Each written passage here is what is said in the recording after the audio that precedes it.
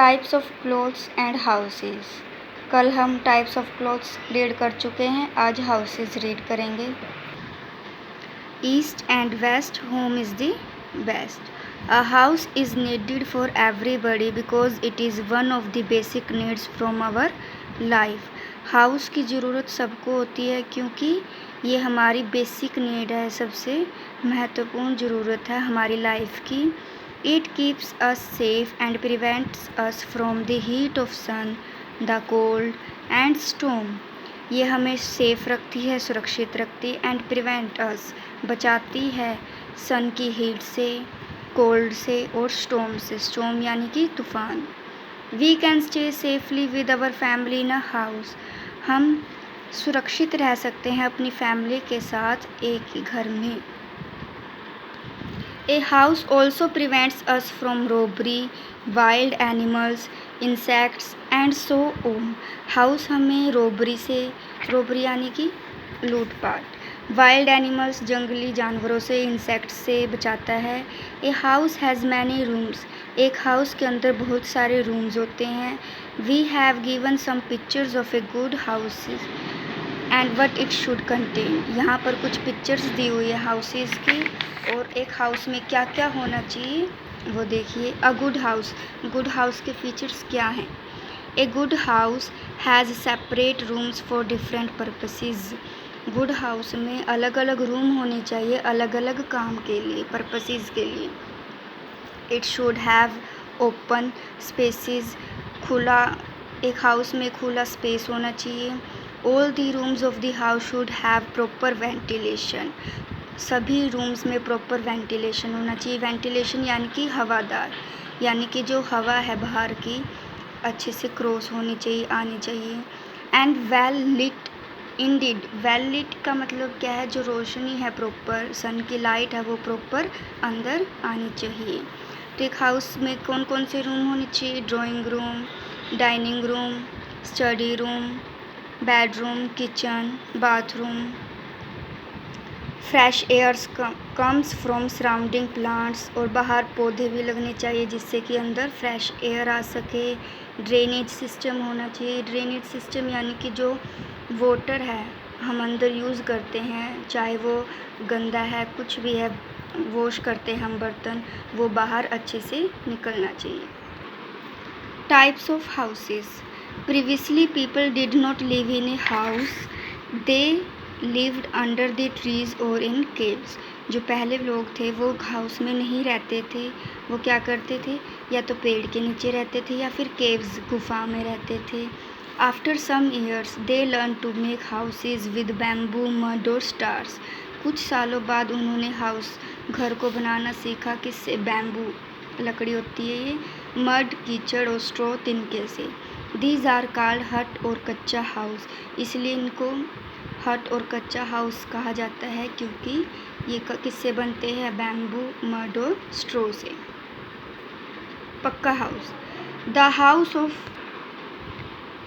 House of mud and bamboos are not safe and can be easily broken और blown by cyclone और storm.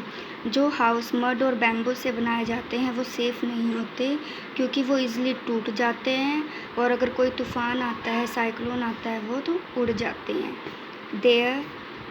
Then human started to build house of cement bricks that is stronger than the kutcha houses and are called pucca house. तो क्या किया humans ने?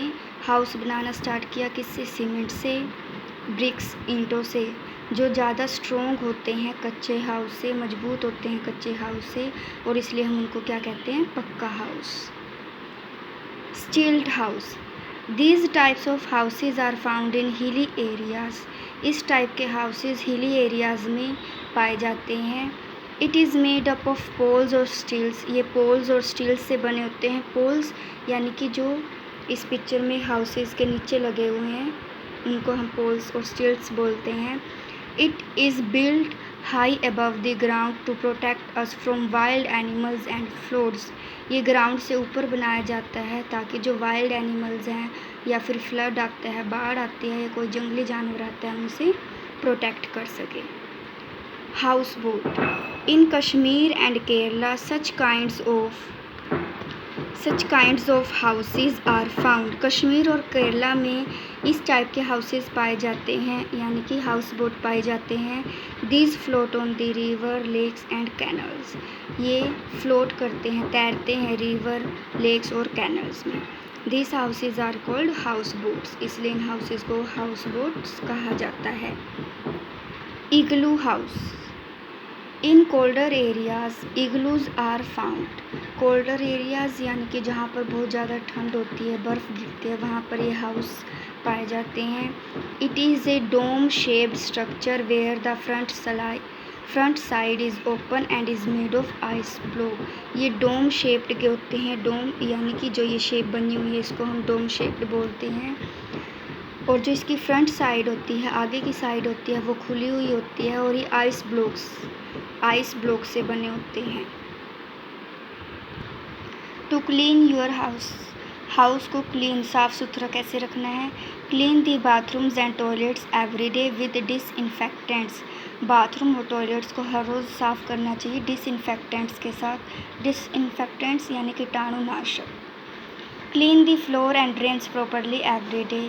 Floor और drains को हर रोज़ साफ़ करना चाहिए. Throw the rubbish in a dustbin away from cooking and eating places.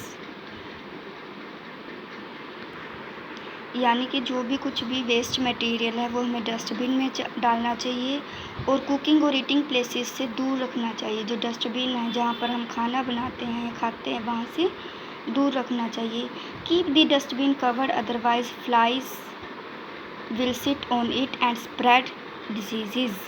हमेशा डस्टबिन को कवर रखना चाहिए क्योंकि जो फ्लाइज हैं, मक्खियाँ हैं, उस पर बैठती हैं और डिजीज़ बीमारियाँ फैलाती हैं. Keep the wire netting on the doors and windows open to let in light and fresh air. Sunlight keeps the rooms dry and free from germs. Doors और विंडोज़ पर वायर नेटिंग होनी चाहिए जिससे कि जो लाइट है, सन की light और फ्रेश एयर वो अंदर आ सके. Sunlight keeps the rooms dry and free from germs. जो सनलाइट है वो रूम्स को ड्राई सूखा रखती है और जर्म्स फ्री रखती है, यानी कि जिससे कि उसमें जर्म्स नहीं होते. Do not allow dirty water to collect near your house. आपने अपने हाउस के घर के आसपास कोई भी गंदा पानी इकट्ठा करके नहीं रखना है. Otherwise mosquitoes will breed there. तो क्या होंगे, उसमें मक्खी मच्छर पनपते हैं. Mosquitoes spread disease like dengue and malaria. जो मॉस्किटोज़ हैं वो बीमारियां फैलाते हैं जैसे कि डेंगू और malaria. Do not throw garbage in your house. अपने घर में गार्बेज है वो थ्रो नहीं करना है. This will invite flies and other insect. जिससे कि उसमें मक्खी मच्छर या कोई भी कीड़े आ जाएं. अगर हम अपने घर में गार्बेज फेंकेंगे, कूड़ा डालेंगे, तो उसमें मक्खी मच्छर कीड़े हो जाएंगे. इसलिए उनको घर में नहीं डालना है. Keep all things at there proper places. जो सभी चीज़ें हैं वो अपने प्रॉपर प्लेस पर रखनी चाहिए.